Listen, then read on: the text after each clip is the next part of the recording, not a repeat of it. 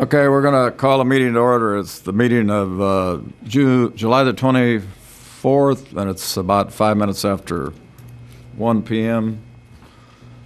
And first thing we're going to have is a Pledge of Allegiance. And Darren, would you lead us in the Pledge of Allegiance, please?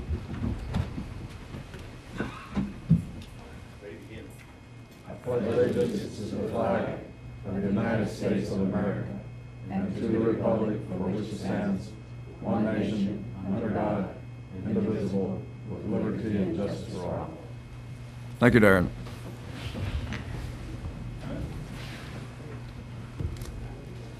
Okay, Vance, any actions taken out of closed session? No, Mr. President. All right, thank you. Next thing we're going to have is presentations, and we're going to recognize 7 IID employees for loyal and faithful service. And will the board please come down to the front?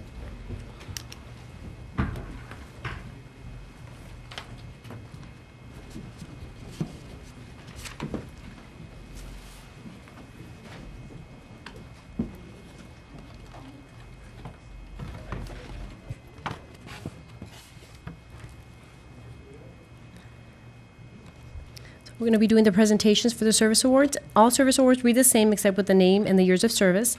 And it says this certificate of recognition and service pin replica of the district emblem are presented to, and this is for Mario Escalera, for 30 years of loyal and faithful service to the Imperial Irrigation District.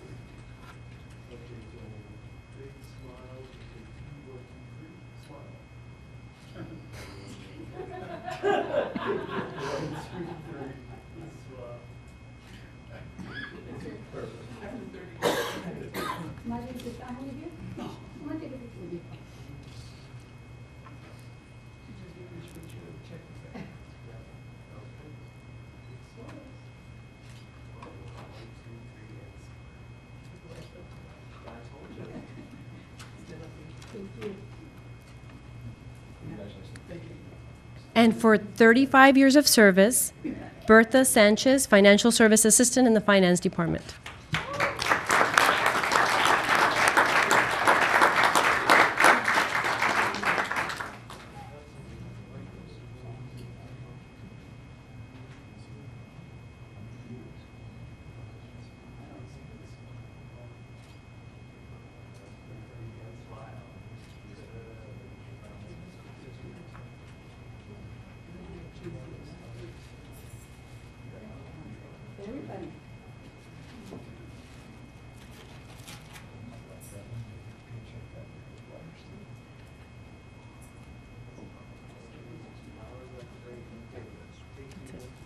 That's all we have. The rest.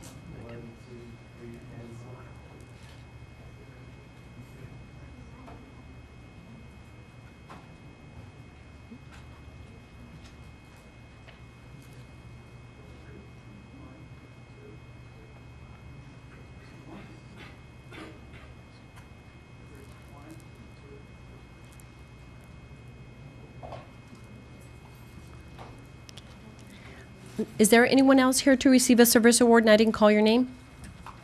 Okay, that ends our service awards.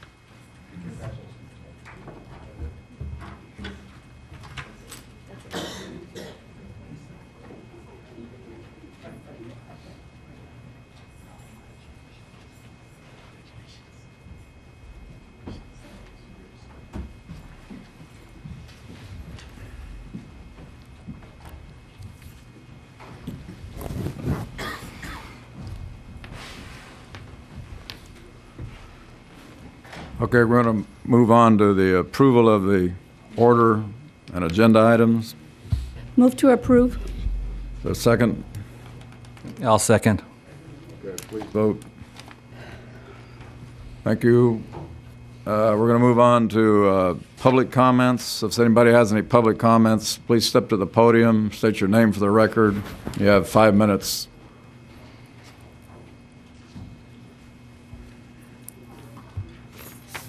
Good afternoon, Rusty Jordan from Brawley, California. I'm unfortunately I read all this stuff, and I was reading the minutes of the transcribed meeting before Judge Conley in Sacramento, and I saw that the district wasn't sure about its position. I think the QSA was essentially conceived of in order to, one, protect the Salton Sea, number two, assure that continued farming occurs, and to get money to pay for the conservation that's going to be required to do that. And my guess, you know, and you can read these things or listen. I'm sure you've probably sat through some very eloquent people earlier today who told you in closed session what it was all about. But it seems that from the district court ruled in 2009, they sort of said that the district didn't violate its trust relationship with the landowners as long as they are efficient in their water use and continue to farm. And I didn't hear the district's attorney agree with that. So the concept, I guess, is, you know, as DeMars talked about, it's a theoretical conservation project you're involved with in the QSA, that if everybody were to go to maximum efficiency, come what may, for the crop patterns of the valley, with the water that remains, we should be able to farm. And I certainly hope that the district takes that point. It may not be the point advocated by San Diego or Los Angeles or Coachella. They might say, well, the heck, if you guys are 100% efficient and there's things you can't grow, tough for you. You made a deal. But I hope that you as a district board will look at it from the point of view that the deal you made, if it goes through, doesn't limit people's farming as long as they are at whatever the state of the art of conservation is in the world today. Thank you. Thank you, Rusty. Anybody else want to speak? Please step to the podium and state your name for the record. Okay, thank you. Seeing none, I'll bring it back. Oh, Tony. Go ahead, Tony.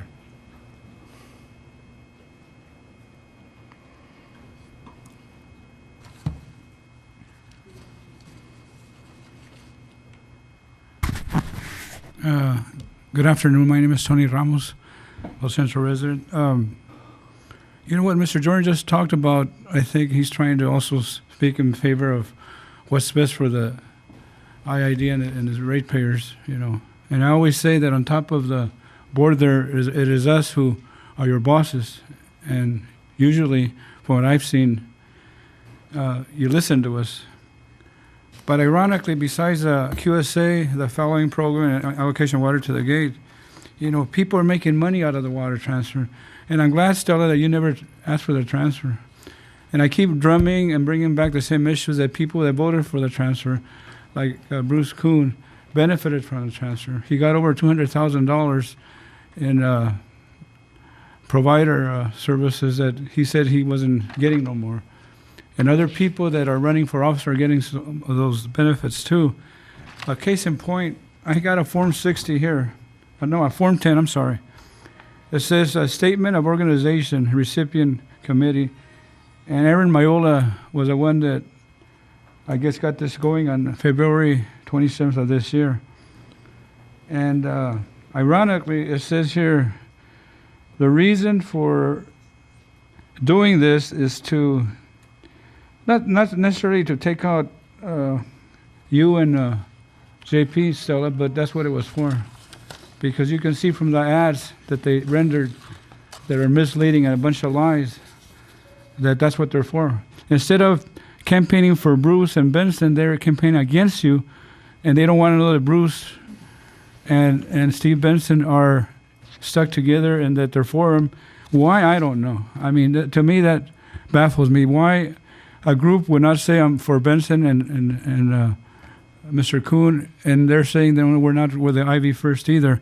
But that takes everything, and almost since I came back from the earth, almost 40 years, over 40 years of campaigning and helping people, that people won't stand up and believe what they believe in. They use misguidance. They use that Mr. Kelly, 140 million that should be returned to the taxpayers? Benson says in a statement, something like that.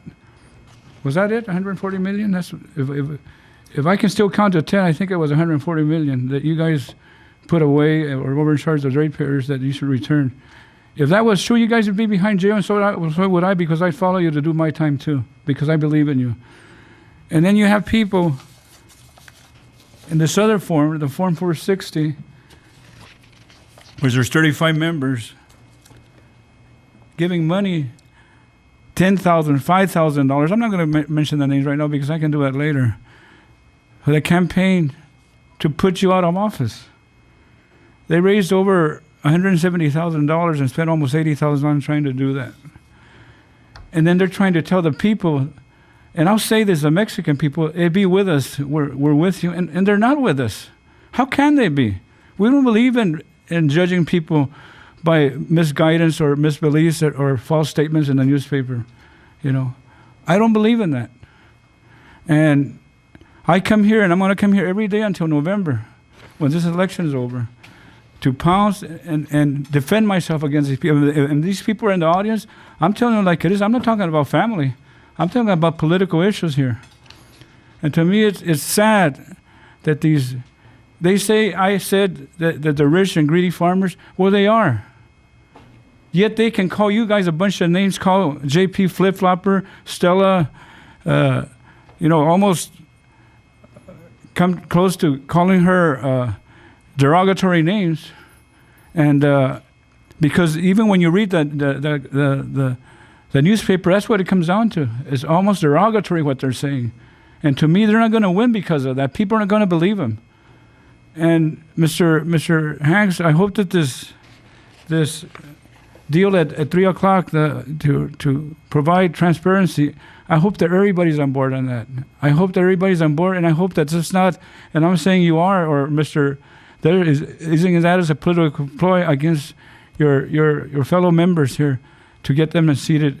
The last thing I'll say is that we complimented these two gentlemen here for doing a good job in the renewable energy, the solar system, the solar energy that was done. But I already compliment the board because I think you guys stuck together, and at least Mr. Zitter was man enough to recuse himself and say that there was some conflict on it.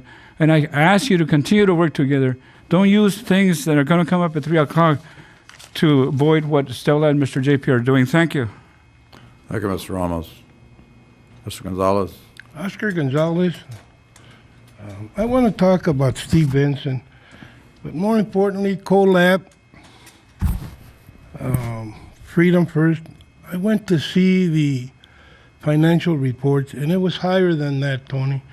It's pathetic that they spent over, one of them close to 100,000, the other one close to that too. They could build a Volunteers of America for addicts and alcoholics, but they won't do it though. I think it's capricious, callous, and more importantly, it lets me know where the white man is in Imperial Valley. Not all of them, but a selected group.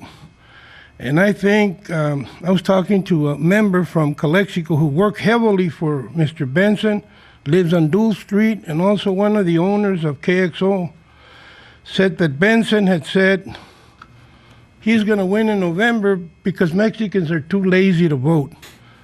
What does that tell me?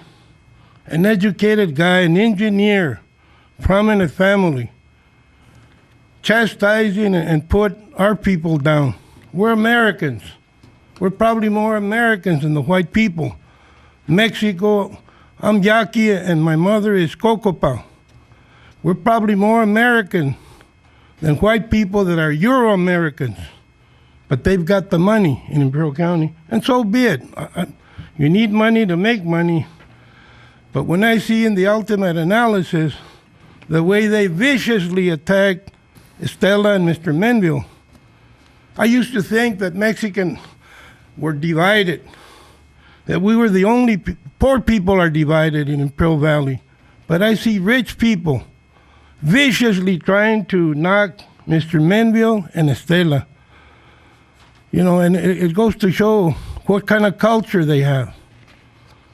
And It's sad, but it's the truth.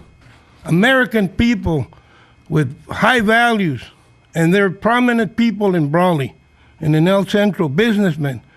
They're playing mudslinging, ni modo. That's life.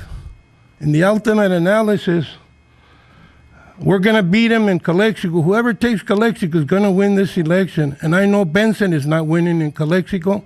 Menville won in Calexico, and Estela won in Calexico. There wasn't enough people that voted. Calexico has enough votes to carry Menville. And Estela too, and I know you guys are going to win in November. And I'll put beans to dollars. Thank you. Thank you, Mr. Gonzalez. Anybody else, please step to the podium and state your name for the record. Seeing none, we'll move on to board member comments, and I'll start, I think, with Stella Mendoza. No comment.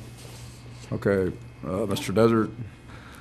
Yes, last week we had a presentation on water issues on the Salton Sea from a state representative.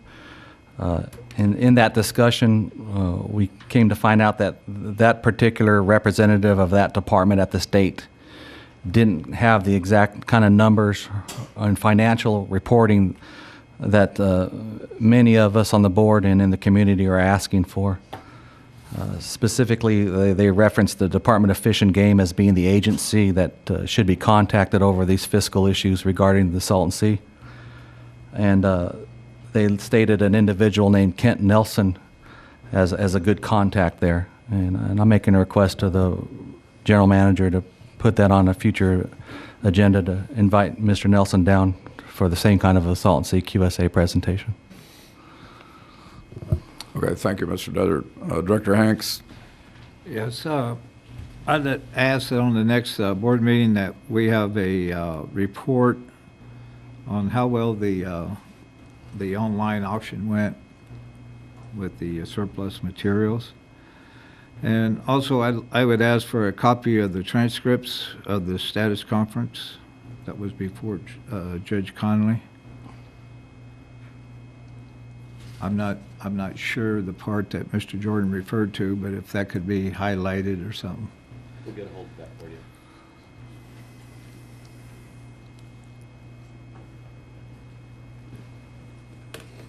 That's all.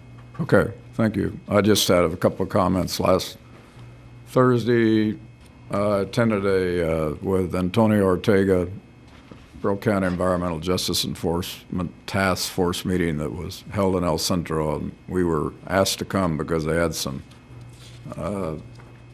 fish kills and some issues with down on Harris Road in one of the ID canals. But I talked to them about it. Mr. Ortega talked to them about it a little bit, and they're going to talk to the Ag Commissioner about it because it was more of an Agriculture Commissioner's problem than the ID. And then also on this Thursday, I'll be attending the Sunrise Power Link groundbreaking up in the Alpine area. I'll be riding the bus from Valley Plaza. And that's all I have, so we'll move on to comments from the General Manager.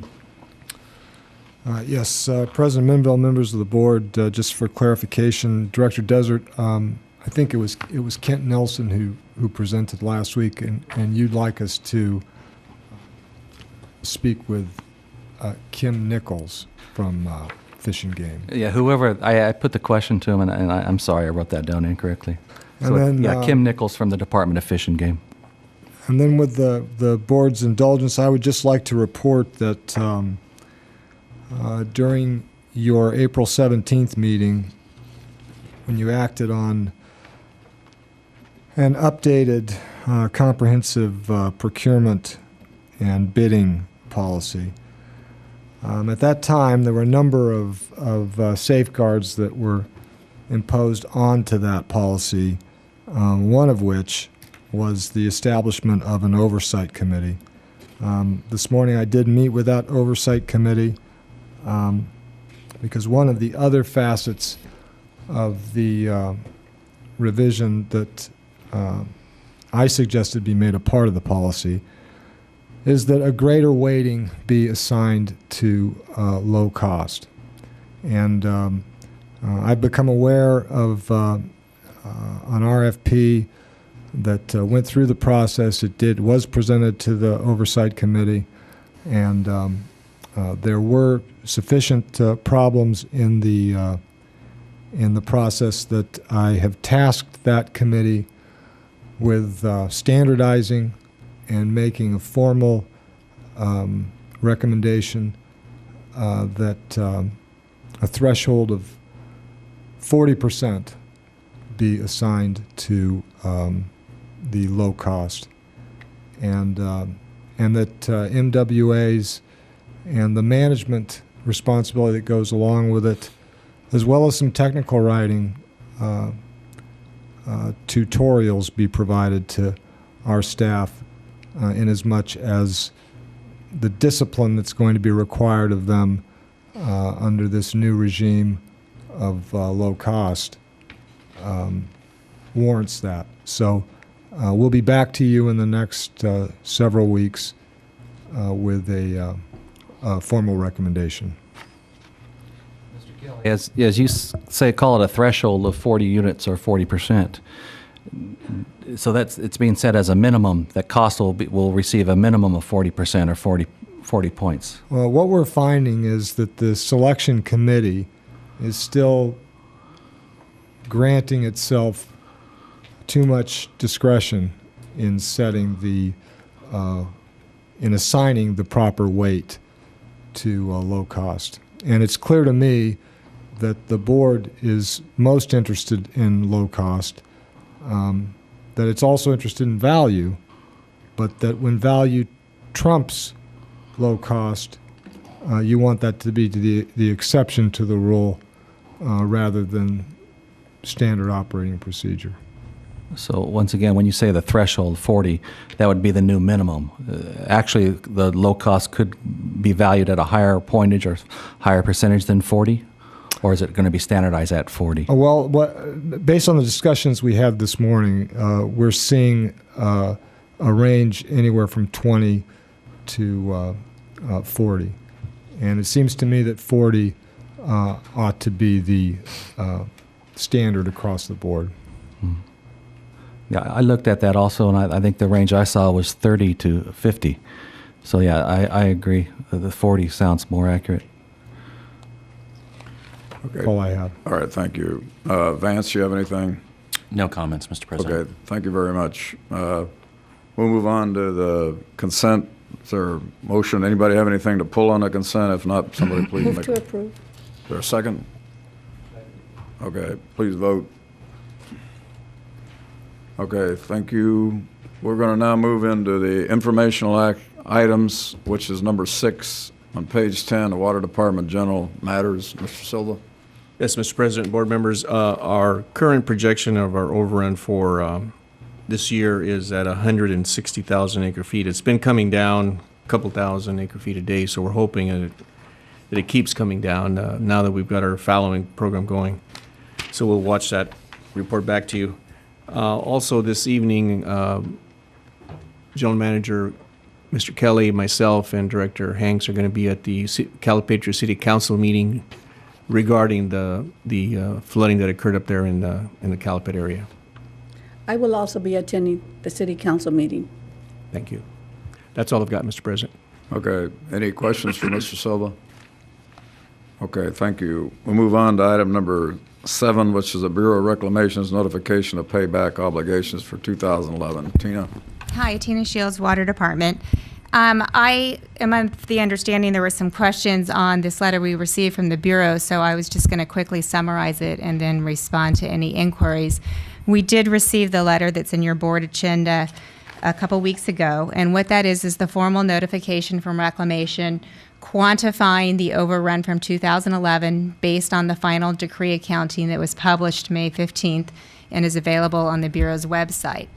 The letter briefly outlines the methodology and the process to how that number was determined. It shows how the number started out a little bit higher, and there was a credit given to us for some conservation measures that were intended to apply to intentionally created surplus. But you can't actually create surplus water in a year. You have an overrun, so they did a little deduction. and you end up with an overrun of just under 83,000 acre feet. So this letter now starts the process where we will provide the Bureau with a payback plan that documents our intent to pay back, how we intend to do that, that meets their criteria. It also documents that even though it is a 3-year payback mechanism, because of the minimum thresholds in the payback policy, our first-year payback is 62,000 acre feet in 2013, and then the balance due in 2014. So really, this is just that formal notification kickstarting that process, and then we will provide them now with a plan of how we intend to pay it back, and then that will go through a technical review process, and they will ultimately approve or make counter recommendations as to how we proceed. Okay, is there questions from the board for Tina Shields? On the payback, is that actual water or is it monetary? It's actual water. Do we have a choice? Nope.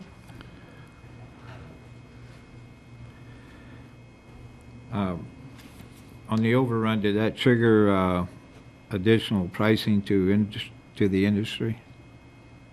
There was Industrial one people? contract in 2011. It was the first ORMAT contract that was initiated prior to the interim water supply project. That contract does have a clause in it that says that they'll have to pay their pro rata share. They have been sent a letter letting them know there will be a supplemental billing occurring when we pay the water back, and they were given an estimate of that price.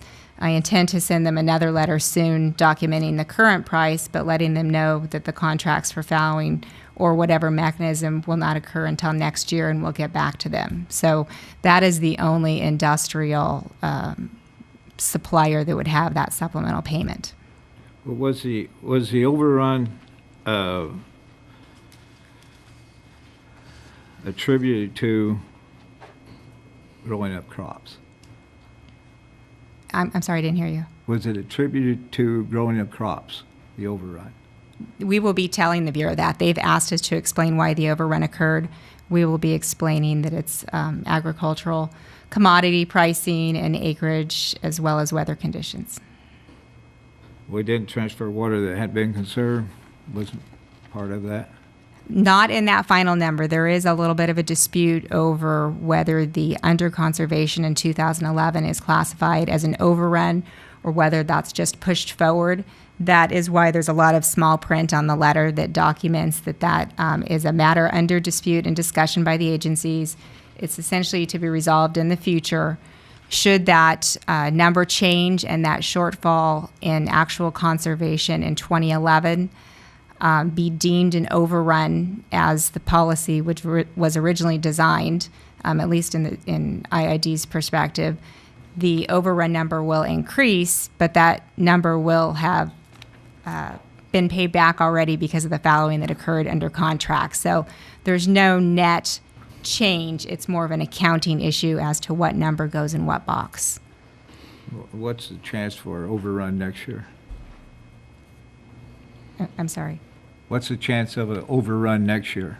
The current Bureau projection, I think Jesse said it's 160,000. Today's was 158,000.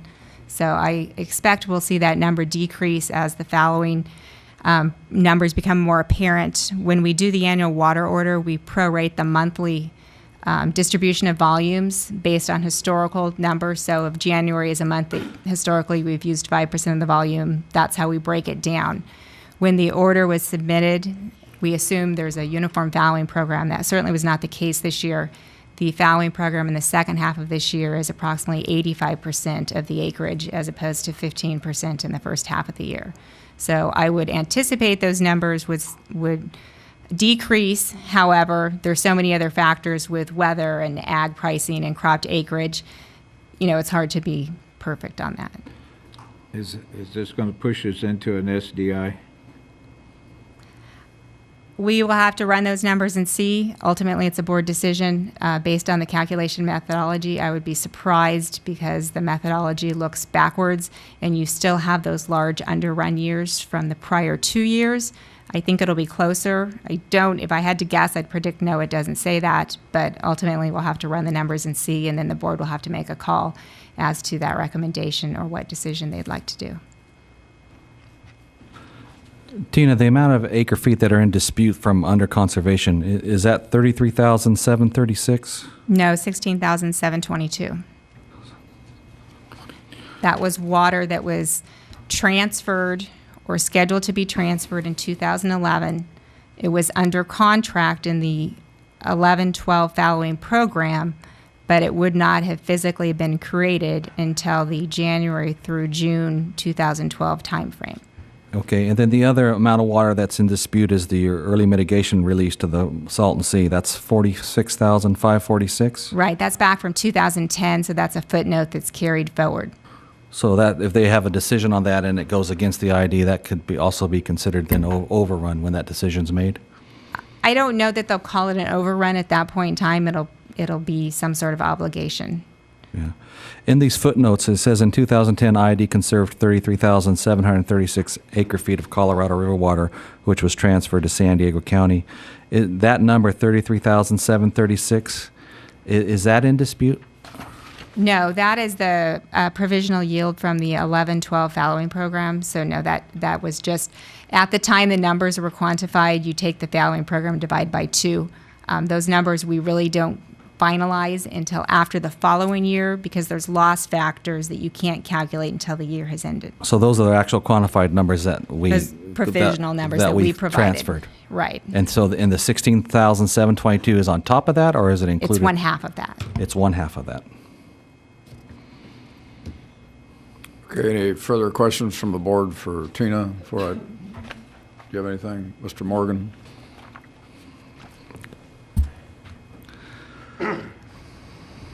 Mike Morgan, Brawley, California.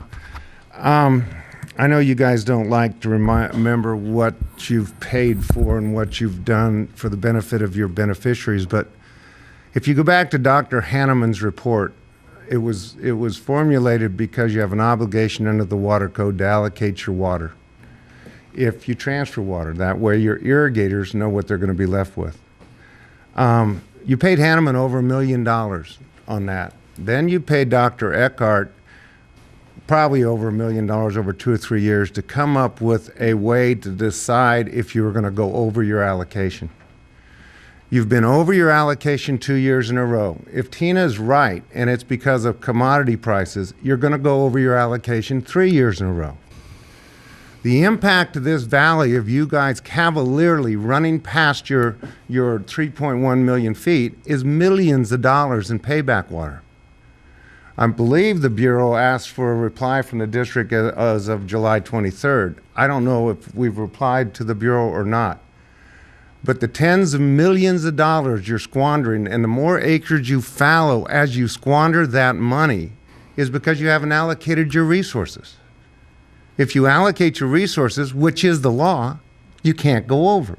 And you've paid millions of dollars to get that advice. If Dr. Eckhart's advice is not forward-looking so he can't tell if you're going to go over, and you're going to your 3rd year, so she has to pay back 60,000 feet this year, which I think someone said $10 million. Next year, it's going to be $25 million.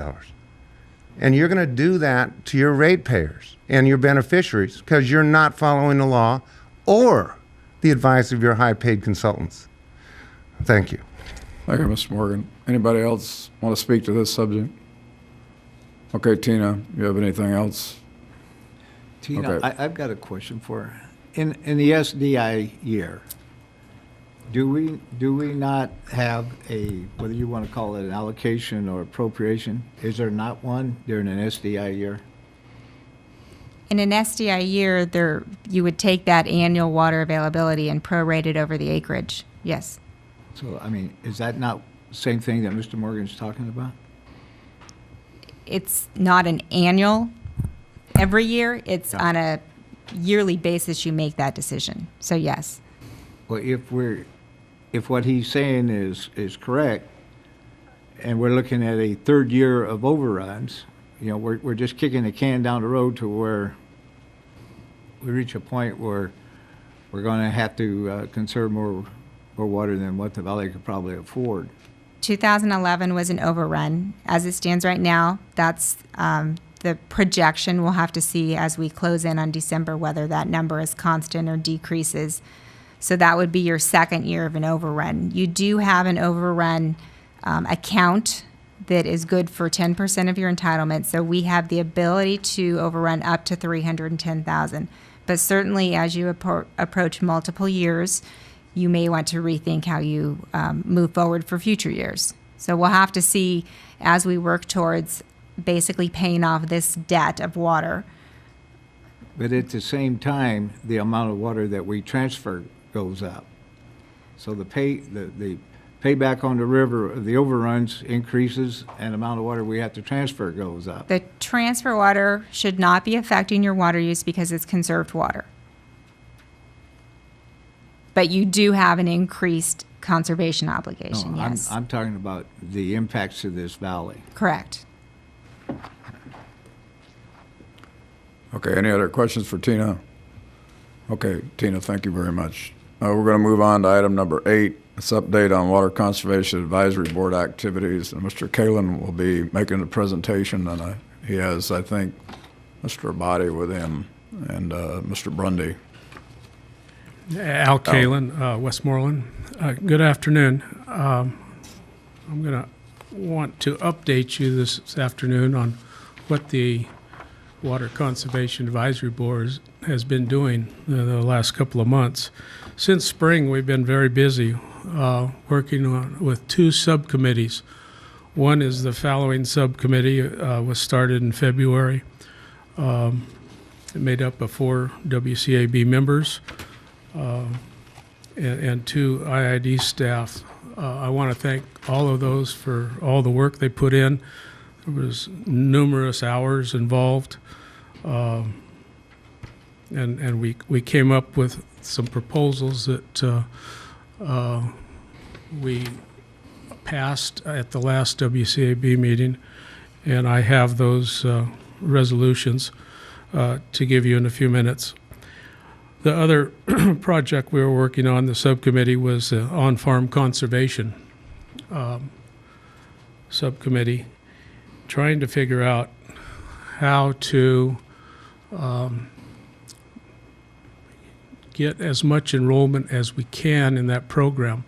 You're going to need a lot of water in the coming years. and if we can't make a program that's simple and easy and farmers want to sign up in, it's going to be very difficult to meet your commitments for conserved water. They started their work at March 8th. There were 5 WCAB members that worked on the subcommittee and 4 IID staff members. Darren Fillmore was the IID staff person that helped us a great deal, and he'll be making a presentation shortly on that subject. In September, we plan on discussing or opening discussions on how to better utilize electrical power on the farm for the on-farm conservation projects. Things like pump-back systems, drip irrigation systems, in other words, where you need to pressurize your water to save water. And we'll begin discussions on that. I've got 3 resolutions here.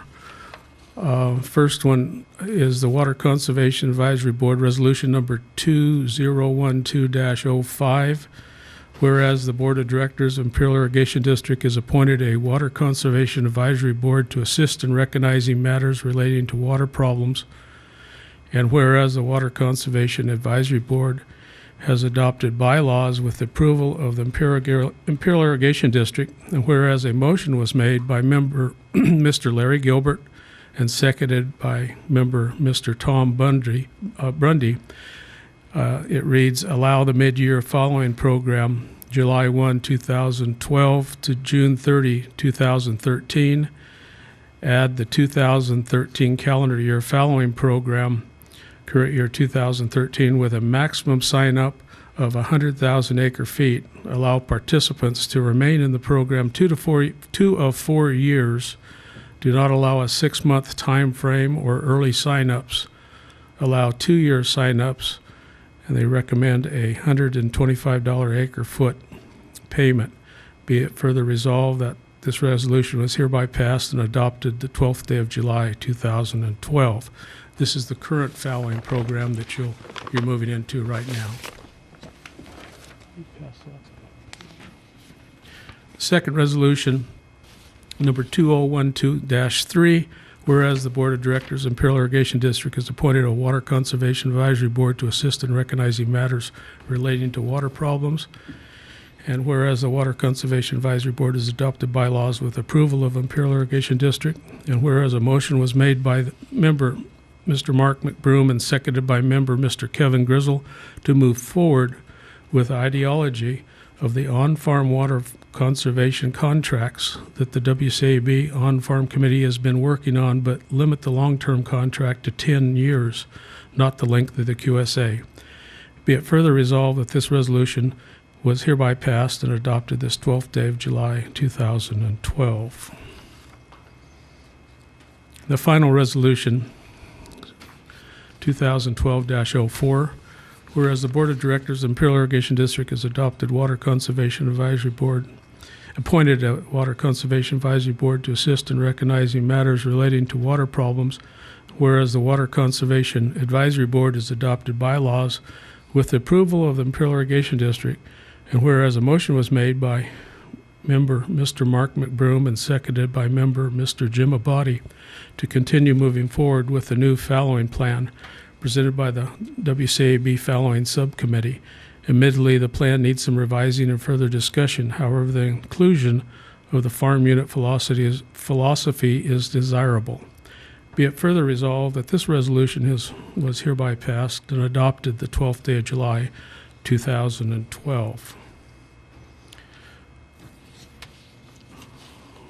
I think what we'd like to do now is have Mr.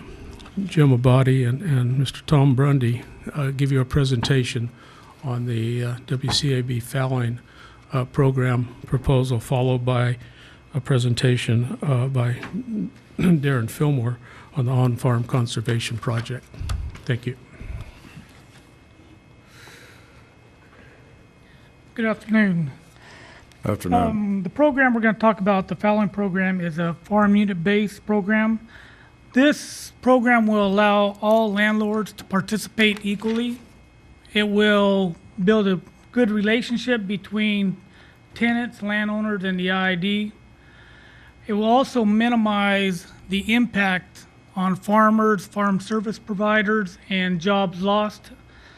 And I believe it will also help with management, better management of your land, such as leveling, putting tile in, doing repairs. The eligibility criteria would be you'd need to get a written approval from all the landowners, either to allow or disallow to participate. Only whole agricultural fields of at least 10 acres in size. The acres figure would be used from the IID TruePoint database. The fields participating must be commercially farmed, and actual fields that are to be fallowed must be able to physically block water deliveries from those fields, such as locking a gate, put a temporary berm up without hurting any service pipes, like to homes or something. You got to kind of disrupt those. Must have a verifiable water use record. Farm fields may have dual participation. They can participate in the oncoming on-farm conservation plus the MET 1 program at the same time. The field selection process. The IID will notify the farm community of the total fallowed water needed.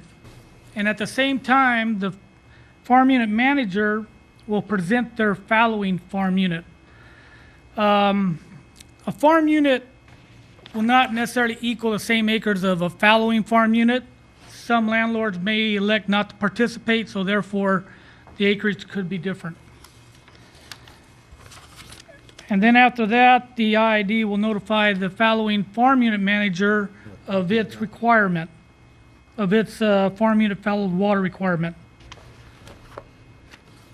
And then after that step, then the following farm unit manager will submit a list of the fields to be fallowed. Am I going too fast? No, you guys okay with it? Go ahead, Jimmy.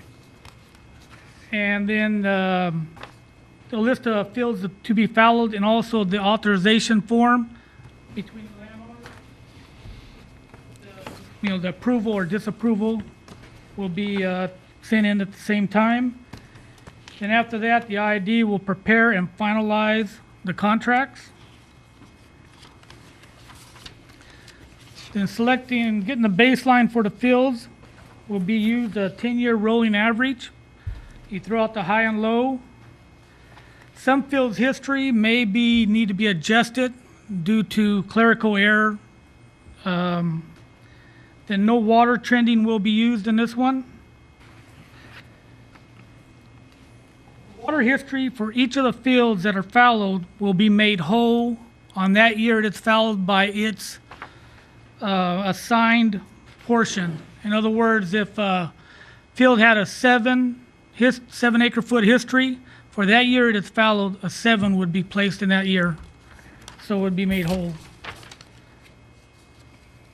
The program rules, we're looking at a calendar year to probably get more in line with the IID accounting year, the water year. However, we do know that we do need quite a bit of water for next year, and I believe there's a January program may be coming on for some more water. But we believe maybe we can implement, if we can have time, I think we can implement this in July and then do another one the following January, that January 14th, and have them, they're going to be overlapping 6 months, but this program can accommodate that, and it will work together. So that may be something to consider here if we're going to move forward with this type of program. And that would, if you get, depends on what quantity of water you get in January. If we're talking 100,000 acre feet, you probably still need 30 to 40,000 for the remainder of 2013, I believe, if I remember my numbers correctly. The following farm unit managers are responsible for ensuring all following program requirements are met. The following farm unit would receive 15% of the money, and the landlords receive the other 85%. The following payments are made directly from the IID to the landowner and the farm unit manager. The payments will be accompanied by the contract. Whole fields must be used in the farm unit, except for one partial field may be used within that farm unit due to the farm unit size or the mathematical equation. Fields can be fallowed 2 out of every 6 years unless a larger portion of that farm unit needs to be fallowed. We made a schedule of roughly if over 10% to 20% of that farm needs to be fallowed, then it's 2 out of every 5 years and so forth.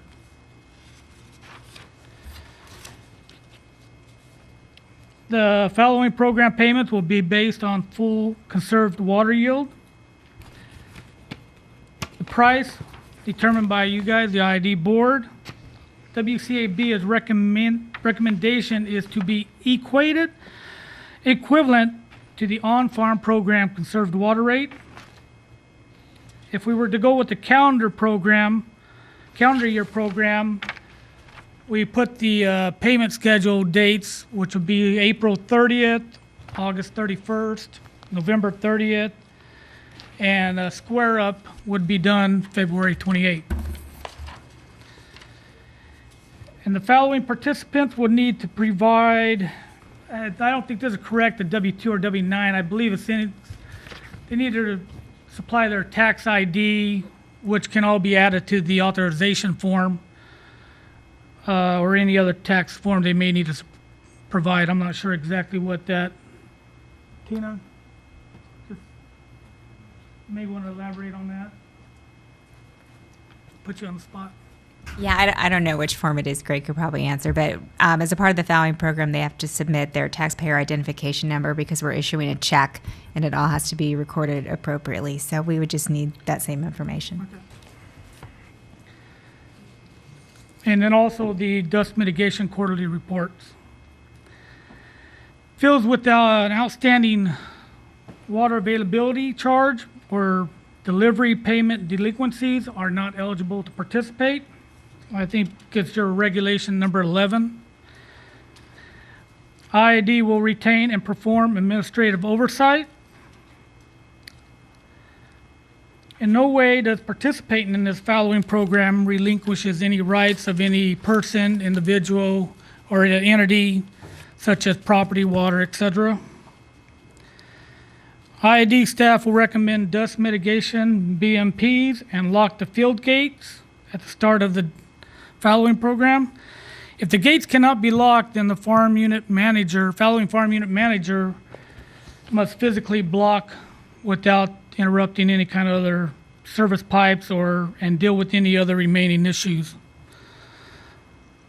Each farm unit manager is responsible for selecting the field, meeting the following program requirements and contractual commitments, such as dust, weeds, and the reporting of it. This draft was approved by the WCAB, and now I believe we need to meet with the IID staff to get some of the process and the timelines worked out. And I know it also needs to go through your IID counsel, legal counsel, to get looked at.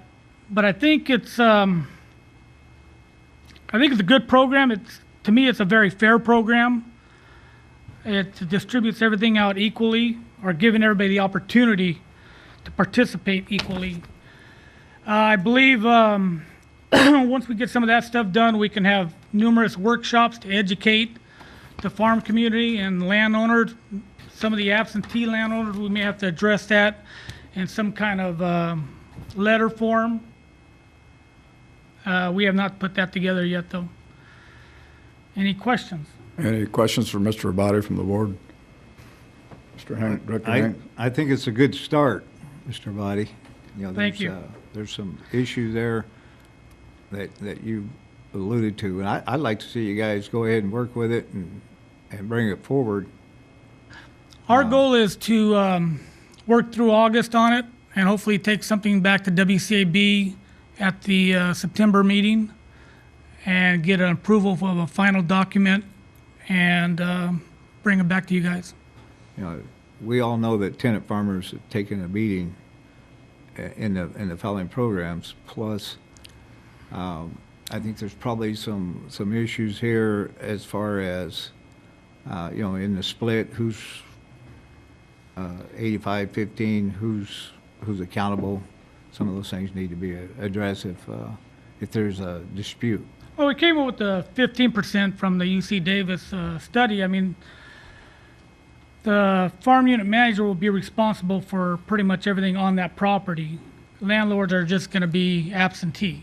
I mean, they're going to be out of sight, and that's what it would normally cost anybody to manage something is 15%. So that's how we came up with that. There's no money really in it for the farm, for the tenant. It's still landlord based, but also allowing some of the issues we face are we're losing property. We're limited on crops we can grow due to landlords not willing to give a long lease. So some of those issues should be corrected, is what we're looking forward to. Any further questions from the board? Just one. There's in our public comments, there's always a lot of comments made about people making money off of fallowing a local entity. And the truth of the matter is, the idea is coming to you guys and saying, look, we have to transfer water. We want you to participate. If you don't participate, there is big problems.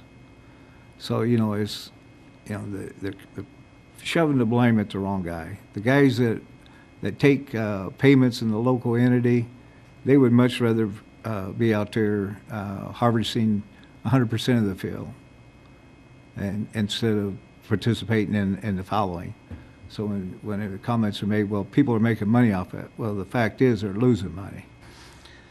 And trying to stay afloat so we get past 2017, and hopefully then we have the efficiencies in place. Correct. I mean, it definitely has hurt a lot of us tenant farmers. It increased the rents, shortened our term of leases, so we're limited on what we can plant. And this one would, I know the Farm Service people have, this would help distribute it throughout all of them and not just concentrate on a few of them, where hopefully that will relieve some of those impacts too. Tom, do you have anything you'd like to add, or? Are you saying there won't be a specific concentration such as there is currently in the Calipatria area? It would be more evenly distributed out across the valley? Yes, but I'm not sure where it's concentrated now. I'm not really involved in it. But it does have cost, it has cost the tenant more money these last few years. So we have not gained anything. We don't plan to gain on this one, but we are planned to be made whole. And you're getting feedback on this presentation from both vegetable farmers and field crop farmers in North End and South End, across the board? Yes. Workshops, Matt, will help on that. Tom, state your name for the record. Speak into the mic, please. Yeah. Tom Brundy, Calexico farmer. Matt, to address your question, the workshops will find out, the feeling from the vegetable industries and then the flat crops, field crops guys.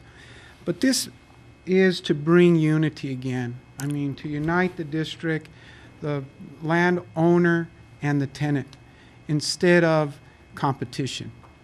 It should, again, as Jimmy had addressed, it'll have the least impact to the farm service providers. It will be spread over the entire Imperial County, and it gives the farmer a chance to improve, use the fallowing as a tool on his farm instead of just being cast to the side and disregarded. I believe it'll bring balance, and it should be positive throughout its impacts. Thank you. Okay. I've got a couple of comments. I think that what's good about this program is that the program comes from the water users. And I know what you guys have gone through on the fallowing program with the landowners taking the ground away from you. This is a farm unit type of deal where you guys maintain control, the tenant farmers participate, but the landowners also stay there inside that farm unit, and you don't run the risk of them pulling the ground out and getting in the fallowing program. So that helps with your crop rotation. And then, like you said, it's spread throughout the valley. That'll kind of even things out from the north end to the south end. And the good thing about it is you're working with a WCAB and you're working with Mr. Silva. And this idea is being generated from the people who are using the water, the ones that have been impacted by what's been going on with the fallowing program. So I think you guys are heading in the right direction in what you're trying to do. So thank you. And there was a good discussion at the WCAB last Thursday on this issue. So a lot of people there and a lot of talking going on. So that's all a plus. Thank you. Anybody from the audience want to have any comments on what Mr. Abadi or Mr. Brundy or Mr. Kalin had to say on this issue? Okay. I have a comment, Tommy. Go ahead. Tommy and Jimmy, it's pretty safe to say that this is a significant change to what our on-farm conservation was originally laid out to be at the beginning of the QSA. Is that This strictly deals with the fallowing. right? It strictly deals with the fallowing. Right. But as we move forward, we are taking a look at our on-farm conservation and seeing if those numbers, that QSA document that had a lot of theory in it, and now that we're coming to the where the rubber meets the road and the actual aspects of conserving that water, we may not quite be there as to what those original goals would be. And that's understood at the WCAB and with your group of farmers that you're working with on Yes, things? that's correct, man. And likewise, the definite plan, the way that it was put together and over the years and presented, Do you have the same kind of understanding that there's been some changes into what that overall definite plan was going to be? It's really difficult on the definite plan, Matt, because the number, not necessarily the number that is available for on-farm conservation, but that cost for on-farm conservation number is a variable that keeps rising. So the QSA doesn't really meet that need. I mean, we have not been provided with the exact numbers in order for us to be able to make a decision on what we can do with on-farm current technologies at the price. So again, this tool that we have and we're presenting also could address that issue. And if it, with a timeline that we're up against, you could actually use this to extend possibly a little bit. Yeah, I just thank you too for all your efforts and encourage you to continue not only on-farm conservation issues with the QSA, but also definite plan system improvements. You representing the water users, the irrigators, are so important to all of us in order to pull any type of success off in these areas that we're currently working in. Thank you. All right, thank you. Yeah, I don't know quite how you're going to handle the Bermuda and alfalfa crops in this, but I think you have some impacts here you need to pay close attention to. Director Hanks, I'm not quite sure. The impacts to Bermuda and alfalfa crops? Yes, because of the extension of the number of years that you can participate in the fallowing, whether that will cause the hay farmer, the Bermuda grass, to have their land pulled back and stay for longer times in the program. Hopefully it will not. Again, it's equal participation for those who are willing to participate. And as far as crop choice is concerned, there should not be an impact or any preference given to any individual or specific crop. So they will be able, those lands can participate equally with any other lands. Because remember, it's the farmer's choice. It's not the landowner's choice anymore. So as for an example, myself, I'm going to be choosing the lands that my farm unit will be putting in to the fallowing program to generate the needs for the transfer of water. So you're talking about being able to move the fallow ground from, if there was a hay crop, for example, and that landowner wanted to participate, you would have the ability to move that to another field and keep your hay crop in? Absolutely. Okay. I guess we better clarify that. All participating acres will get paid equally amount on per acre basis, whether their field is fallowed or not fallowed. Does that clarify anything? Yes. So Do you have if there's 350,000 acres participating, then all 350 will get equal amount of water or equal amount of money per acre. And we may only fallow 20,000 acres. Why don't you explain, you did at WCAB about the rents and the amount of property, the amount of money that all the fallowed ground would participate in. It was $60 to $100, and then it'd work against the rents and et cetera. Go ahead. Director Menville, I think right now it's a little premature to Okay, go that's into fine. payments, because Okay, that's one of the issues we're working on. Okay, no problem. Okay, anything else? Do you have any idea how many farm units are out there within the 350,000 acres? How many different farm units we'd be working with? 400. 400? Approximately, because that's how many farmers there are. And those are your numbers. That's how many farm units. Yeah, farm units you're sending bills out to, water bills. So that's where we get that more or less. And do you have any idea how many fallowing contracts there are in an average year? 300? So kind of a close, same number, 350 to 400? Well, that would be different, Matt, because those are individual landowners. And that's, I have no idea how many individual landowners there Yeah. are. Well, they're saying it's over 300, so that'd be the same number of units that we would have to administrate with or work with. Thank you. Okay, thank you. Next up, we have Darren Fillmore is going to be up on the authorization to initiate the solicitation process for the 2013 On-Farm Efficiency Conservation Program. Darren.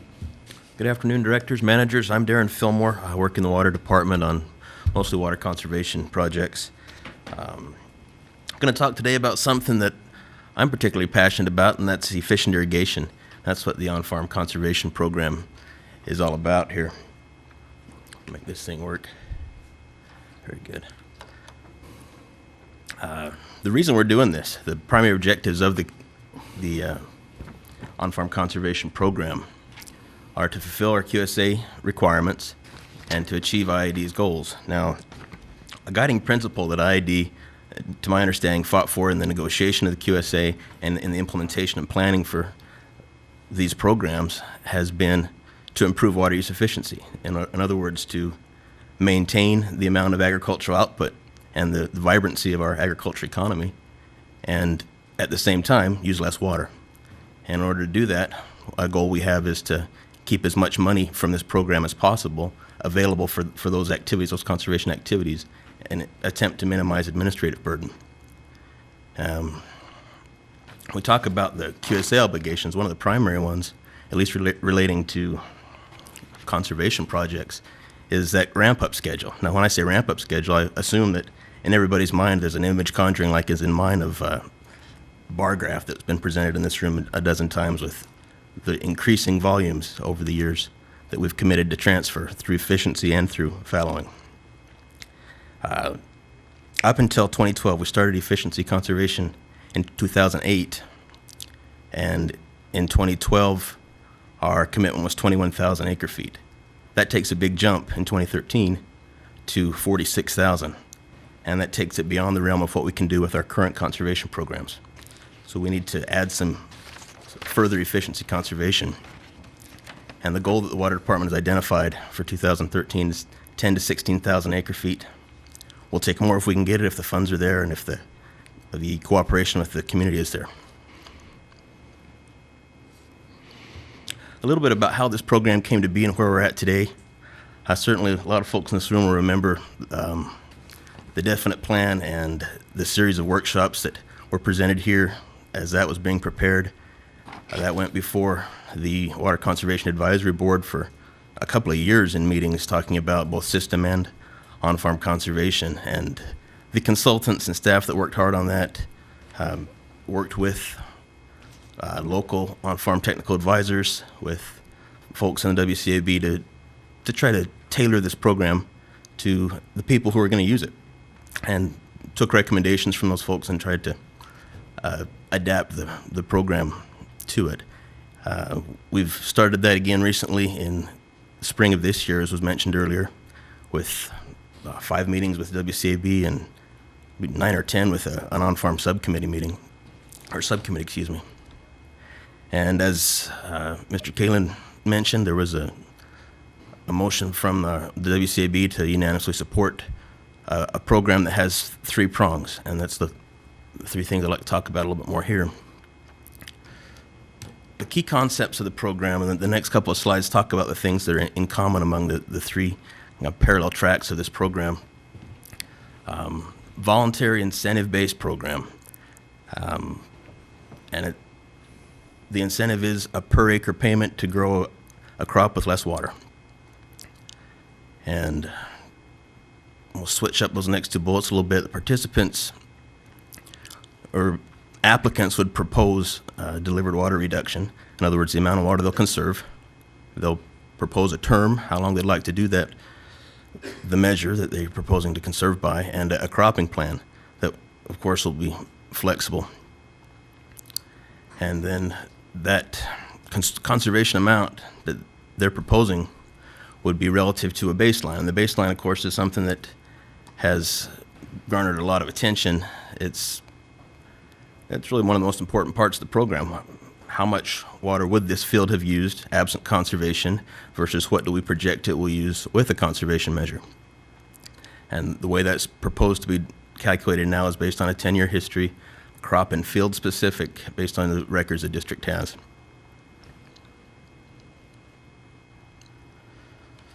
A couple of things where the board of directors would get involved in setting some policies here.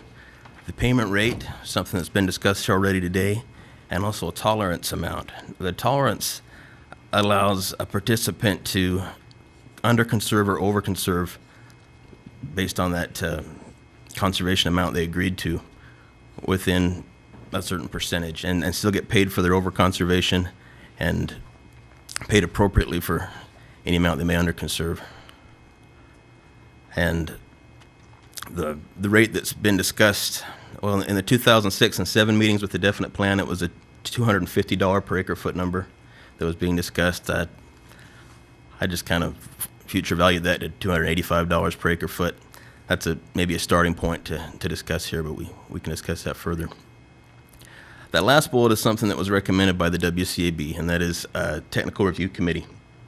And I think that's a tremendously good idea. It takes a lot of the burden off of IAD staff to make some of the tough decisions about whether a particular conservation measure will work, if a given baseline is accurate, and if not, how should it be estimated.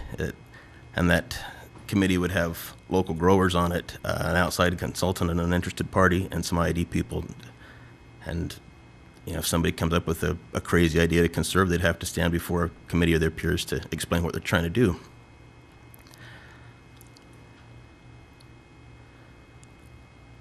Now, this is where we talk about the different prongs, as I called them, of the on-farm conservation program. What was initially presented to WCAB back in March was a long-term program that was entirely landowner-based. And that was developed through the definite plan and through involvement with public, as we've talked about. And what the WCAB subcommittee recommended, we need to keep those long-term contracts available, but also introduce some short-term contracts where the landowner would not need to be involved. There'd be no signature required. And one of the obvious concerns there is, well, you're doing something on that field and affecting the water available to that field. Isn't that a landowner concern? And that's why they kept it to a short term, so that we could use measures that are portable, things that a tenant could take with them when they go, if they do. As you see there, we've decided to put all the payment for the short term at the end of the season after verification of conservation, whereas with the long-term programs, it would be they'd receive a minimum payment quarterly and then a true-up at the end, much like the fallowing program that was proposed. Darren, what would be like a short-term conservation? The terms that they're recommending are 3 to 10 years right now. For What would be a short-term conservation short-term? device? Yeah. Oh, a measure. What A would- temporary pump what would- back. A pump back, okay. For instance, solid set sprinkler system. Okay. Those sort of things. Now we started talking about terms there, 3 to 10 years for long term, a single crop season up to 3 years for short term. And with the long term contracts, again, to ensure that the person who's signing that contract is on the hook to create the water, they will be recorded with Imperial County, such that if the land sells, it's a covenant that runs with the land, and the future landowner would be obligated under the same contract. And the short-term contracts, we wouldn't do that, and it would expose the district to some more risk, but that's one reason we keep them short-term and don't pay until after the water's been verified. Those are the two prongs that we spent the most time on. The last one is a farm unit-based program, parallels the fallowing program we just heard about in some ways. That one, I think, is going to require some more discussion and evaluation to figure out how exactly that'll work. At the simplest, it's simply a accounting mechanism. It could be a whole lot more than that, depending on how it works, but it may warrant even a pilot program to see how that goes. With that, President Menville, I'll take any questions the board has. Any questions from the board for Darren? Darren, you mentioned one of the slides, number 4, participants would agree to a firm delivered water limit. That's right. I would assume, looking at the total gross could not exceed what was available. But how are you going to determine that if you have non-participants? Come again? The non-participants would not have an assigned delivered water limit, right? Yeah, the non-participants, that's right. Well, let me explain a little bit, perhaps with an example of how that delivered water limit would be calculated. Let's assume an alfalfa field has a delivery history for alfalfa of 7 acre feet per acre. And they propose to grow that alfalfa crop under this program with some conservation measure with 6 acre feet per acre instead of 7. And they assign that 1 acre foot per acre to IID. Then their delivered water limit just became 6 plus a tolerance amount. We'll let them have up to 6.4 if that's what the tolerance amount is. And they can get away with conserving as little as, say, 0.8 acre feet instead of 1. But their delivered water limit is firm in that they can't get any more than that 6.4 acre feet per acre. Okay, in the event of an overrun, and the participants all stay within their limits, do they participate in the overrun paybacks? I think that's starting to get into how this program matches up with the equitable distribution program. And that is a rather complicated thing to contemplate here. Take that same example again, a 7 acre feet per acre history, conservation commitment of 1 acre foot per acre.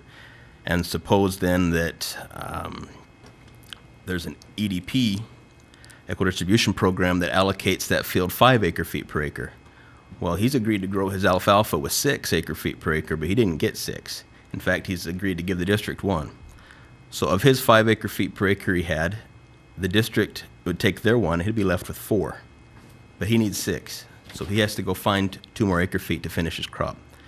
And that would be through the water bank, the district exchange, we call it, or from another field that he may choose to fallow or conserve on.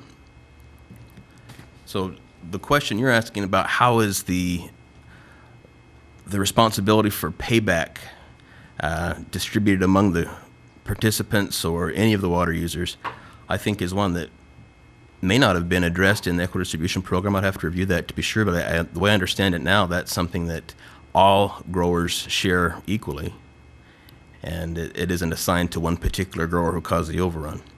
But in that your conservation commitment is taken out of your allocation, that the overall conservation amount that the district would be aiming to conserve, for instance, next year of 10 to 16,000 acre feet, does not come off the top before water is allocated. It comes individually from those fields signed up.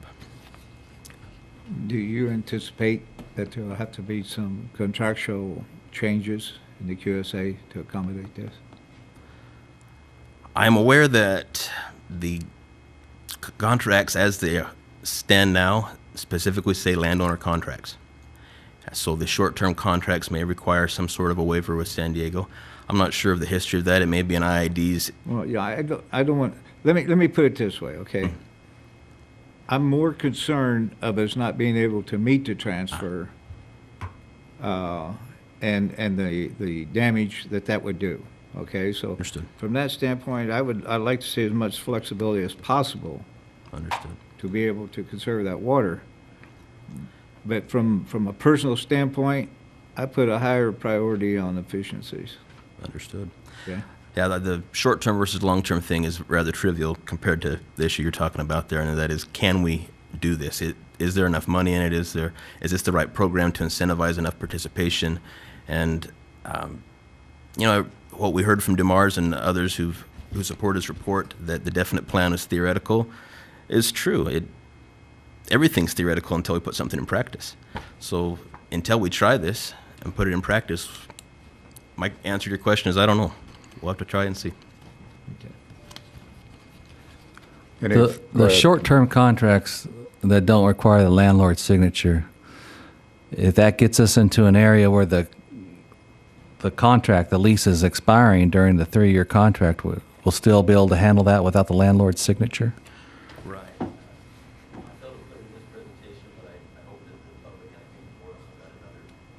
It compares the 3 programs. Right. In that it specifies that the term of that, you've got it there, the term of the short-term contract would be 3 years or the term of the lease, whichever is less. So if they have a short lease. Now, there was some discussion of, so does that mean that a tenant has to bring in his lease or a copy of it? And there's some resistance to that. Legal would have to weigh in on this, but there are a lot of warranties and representations that they warrant, and one thing that they could warrant there is that their lease is not going to expire within the term of the agreement. Yeah, that is itemized here. You're correct. And this is a great addition to have in a presentation like this.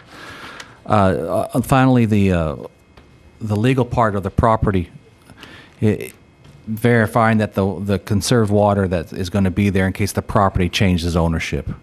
Are you talking about having something prescribed onto the deed of property that a new buyer of the property would have to adopt? That's right. It becomes a covenant that runs with the land, and that part has been reviewed by legal as part of the long term. And that's the proper language, a covenant with the land. I think that's a term of art, the way Mr. Garber put it. It's a legal term of art. It's a mechanism that you can use to enforce covenants that are related to the land. So let's say, for instance, you have a 10-year covenant to, not use irrigation water, and then you sell the property. Well, you don't have any privity of contract between those two people. So the way that that's addressed under the law is that you record a covenant that runs with the land. And so that subsequent purchaser, when he buys the land, he'll be bound by that covenant just like the original owner was. And that'll be done through title, through escrow. It's actually done. You just, the parties agree, and typically you record it with the county so that if anyone does a title search, it'll pop up and they'll see it. The short-term contracts with the grower, I think, when we're talking in terms of flexibility, there's a lot of landowners that may not be as well versed in what we're doing, and so whenever you're shoving contracts up, there's a fear that they'll end up with a piece of land with no water down the road, so they just won't participate. But that would give the grower an opportunity to participate and have more participation in the program. I'm going to ask you a loaded question. Uh-oh. How come you don't make it mandatory? Mandatory to every landowner or Yes. water user? Well, that goes back to the little term in the QSA about landowner contracts. A contract by definition is voluntary. I know, but I'm just, go beyond that. Why don't we make it mandatory? Question. That's a question. If we were to modify that? That's a question that everybody in the Imperial Valley needs to understand. And it would clear up a lot of questions. The farm unit-based program, Director Hanks, may address just that. There's some details in it I don't understand yet, but we need to explore. I told you it was a loaded question. It is. You got an unloaded answer. Any further questions for Darren from the board? Darren, I think you guys have done a good job, and it's important we get this out there, and I know that everybody's working together on trying to get some on-farm efficiency going, whether it's drip, solid-set sprinklers, or whatever, or even pump backs. So, and it's good the WCAB brought this forward and voted on it. So hopefully we get it moving and get some sign-ups and get people out there, start conserving some water on farm. Thank you, President Menville, for reminding me. I failed to recognize the WCAB efforts there.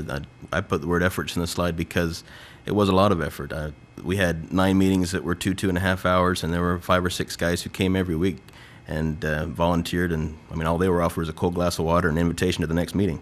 So my hat's off to those guys who volunteered their expertise in this. Mr. Fillmore? Any questions from the audience? I've heard nothing but praises from the growers that I've talked to about your service. Thank you. Any questions from the audience for Rusty? You have something?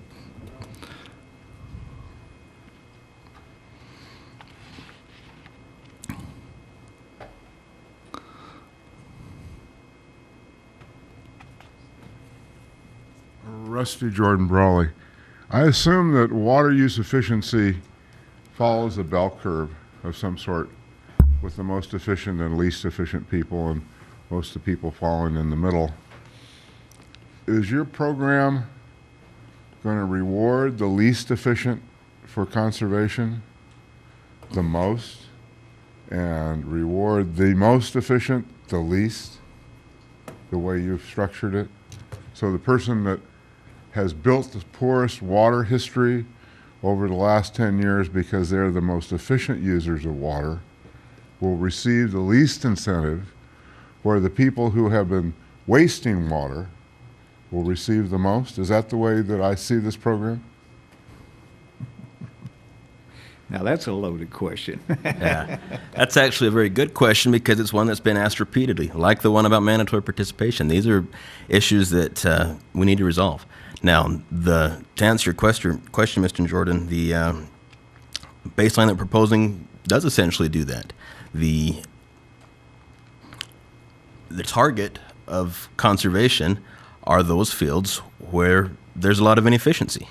That's the water we want to conserve, is the water that's not being used efficiently right now. And the fields where measures have been put in place, be it management or hardware measures, whatever it is, that have caused those fields to be efficient, aren't really a good target for efficiency conservation anymore. Now, it begs the question, why are those fields efficient? Why were those measures put in place on those fields? It may be because it made economic sense for a landowner or whoever put it in to put it in. And he doesn't need the extra incentive, whereas maybe a Bermuda grower somewhere else who is scraping thin margins can't do it. I don't know. He brings a very valid point. I don't think, I think there has to be some type of consideration given to those that's paid out of pocket and started with the QSA on their own dime to put in conservation measures, and then now to be punished.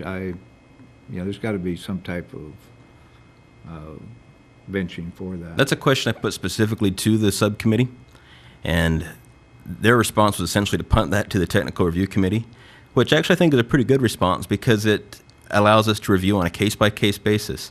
So if an individual put in some conservation measure, as you say, after the signing of the QSA in the last 10 years, and because of that, they now have a reduced baseline, and their potential for conservation isn't as great as their neighbor, they would go before the committee and explain that case and say, you may have to pull their 10 years of historical use.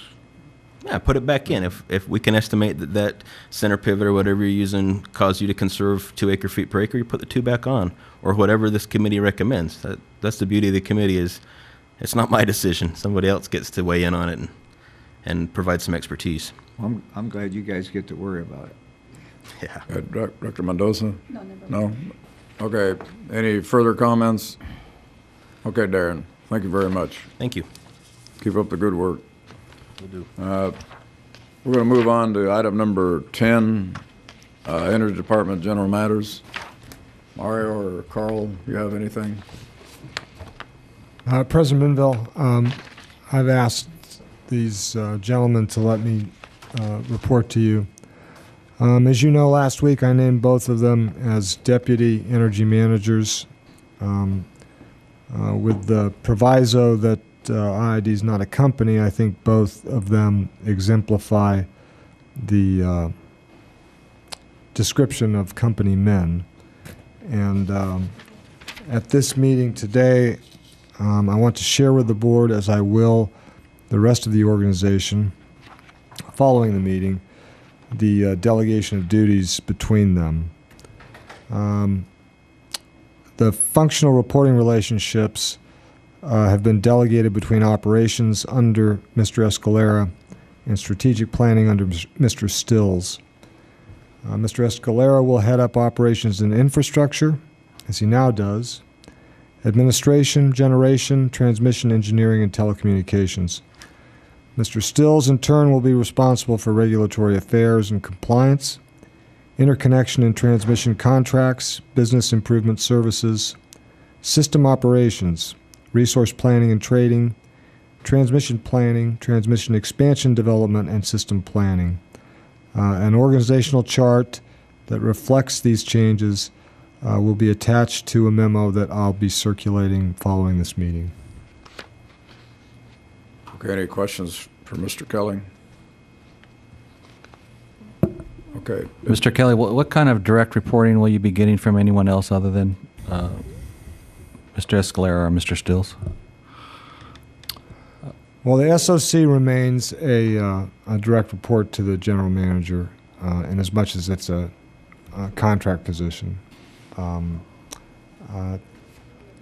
in addition, I have made an appointment in resource planning and expect to continue dealing directly with that individual. But the distinction between these two sides of the Energy Department is that operations deals with customers and strategic issues deals with policy and longer-term planning. Thank you. Okay. Mario or Carl, you got any comments? Okay. Thank you. We'll move on to number 11, update on the El Centro Unit 3 repower project. Henrik.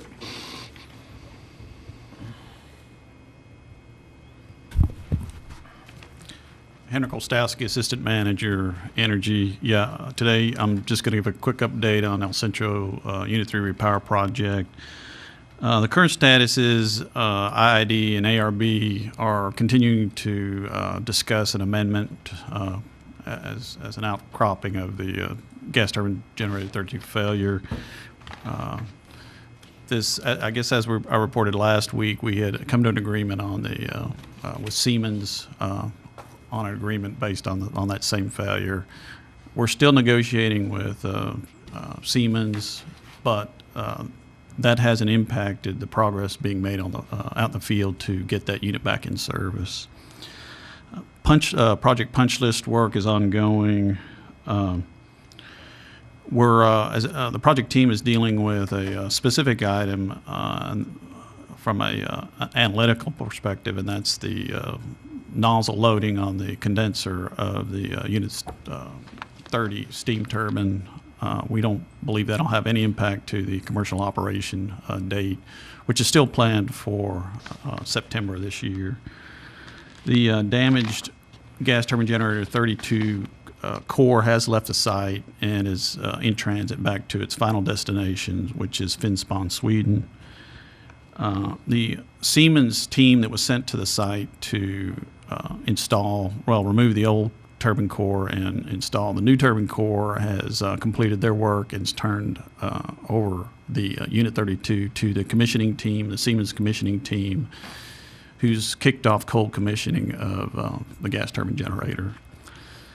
We expect that next week that cold commissioning work will be completed and that hot commissioning will begin, and hot commissioning will be kicked off by the first fire of gas turbine generator 32. And again, we expect that to occur early August. As far as the recovery plan, I just wanted to make a note on that the two areas that we're focusing on are to finish installation of the gas turbine 32 and complete the cold commissioning, and that's our near-term focus. And in addition to that, we're working to finalize the amendment, as I stated earlier, with ARB. And if there aren't any other questions, that's my update for this board meeting. Okay, any questions for Henrik? Okay, Henrik. Thank you. Thank you, Director Menville. We're going to move into, we have a 3 o'clock workshop, so we're going to go into this action item number 12, internal auditing general matters. And Greg, you're going to handle that?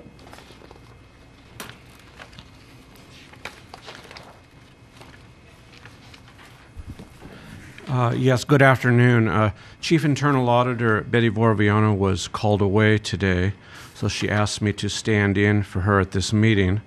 And we have nothing to report today. Okay, any questions from internal auditors by the board? Okay, thank you. We'll go to the last action item, which is knowledge of receipt of energy cost adjustment report for June 2012. And that's Sandra Ainsworth will handle that. Good afternoon, President Menville, directors. What you've got before you today is an update with the June preliminary ECA calculation. You've seen this every month since, I believe, January, so I'll go through this pretty quickly. Something interesting to note, I've been talking about it the last few months as I've been presenting.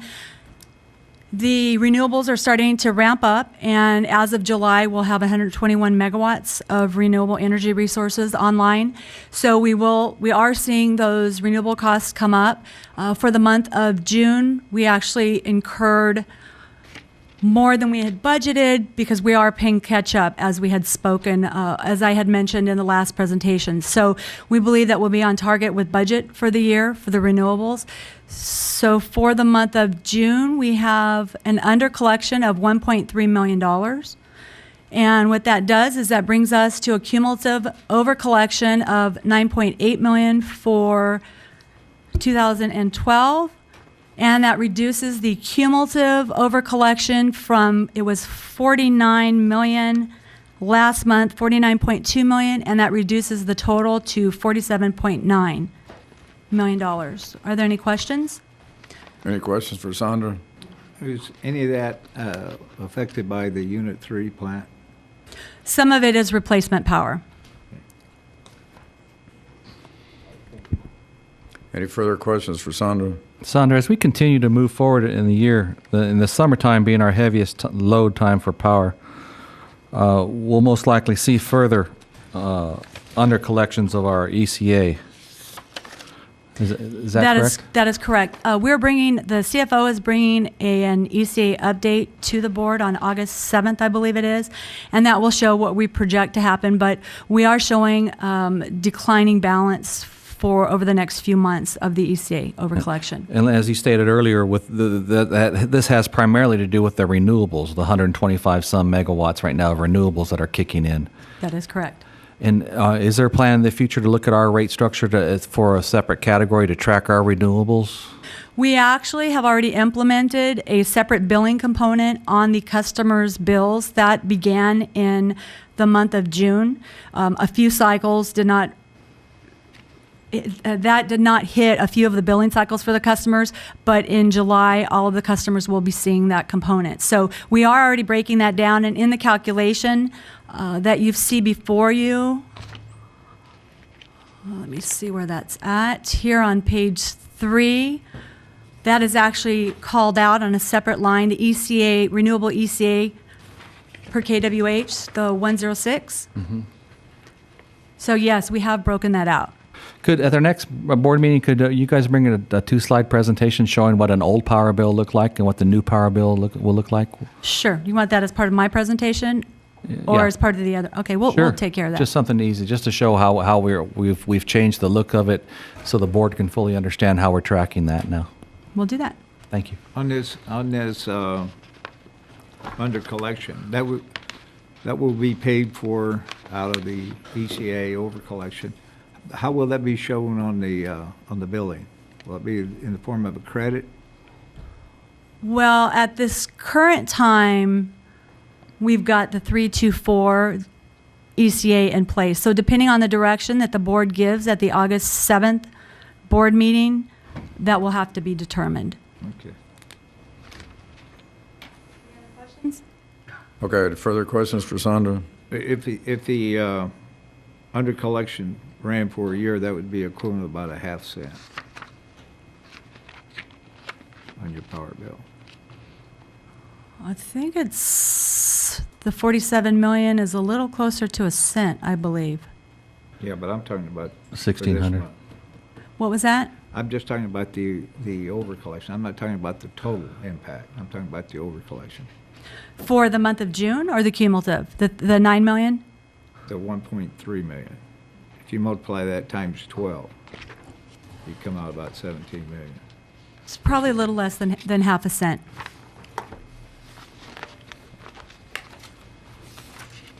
Thank you. Okay, is there a motion to acknowledge the receipt of the energy cost adjustment report for I'll June? make that motion. Is there a second? Second. Okay, been moved and second, please vote. Okay, thank you. That's the end of this meeting. We have a workshop at 3 p.m. on the Committee of the Whole. Okay. Did you know there was